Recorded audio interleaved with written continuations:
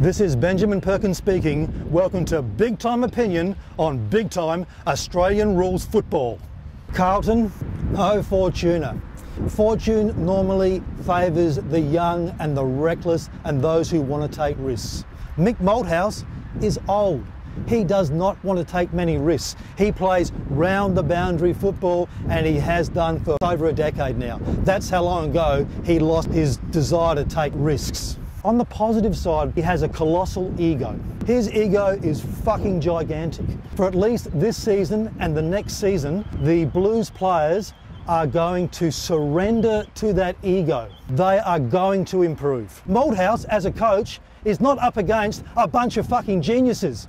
A lot of these AFL coaches are imbeciles. He is already ahead and he does have some very, very good players. What I saw last week, Carlton's goal kicking has definitely improved. And believe me, it fucking needed to, because it's been shit house for the last 3 or 4 seasons. We'll judge by the results. My gut feeling is they're going to improve, but they're not going to fucking win. Look, I've got a lot of respect for Geelong. Their energy is really, really positive. I think they've recruited extremely well. I really like Mitch Duncan, number 22. They've also got a player called George Horlin-Smith. He's number 33. I think he's a very neat, very composed player. I think he'll play games for them this year. And with Hawkins and co up forward, I think their balance as a football side is really, really impressive. I think they're well coached. They know how to win. People are saying that, you know, their seasons of premierships and so forth are over. I think they're right in the mix here. I think Geelong are a very, very good football club. St Kilda are trying to remorph themselves into something. The big problem is for them, they haven't got enough good players. But what they do have for the future is a player called Aaron Sipos. He wears number 2. I'm a huge fan of this young kid. I'd play him at centre half forward and not put him down back. I'd put him up forward and make him a key forward to take over from Nick Riewoldt. Nick Riewoldt, to me, is one of the greatest tragedies in modern football history.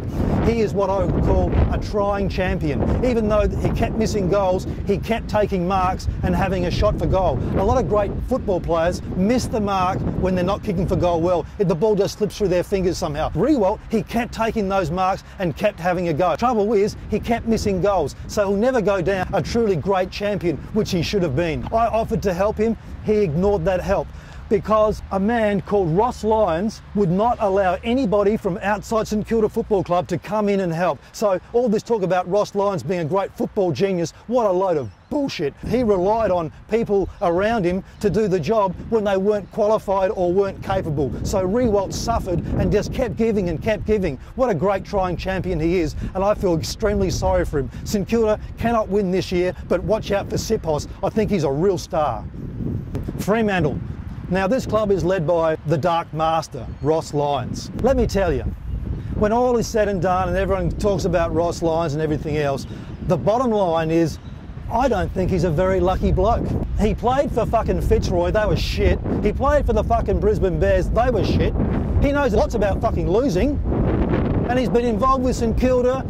They lost. Port Adelaide and the Lions destroyed St Kilda in those early 2000s. He didn't overcome that, he kept losing.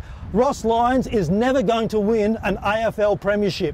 That's the bottom fucking line. He is not a lucky man. He is involved in the dark arts. God is not on his side.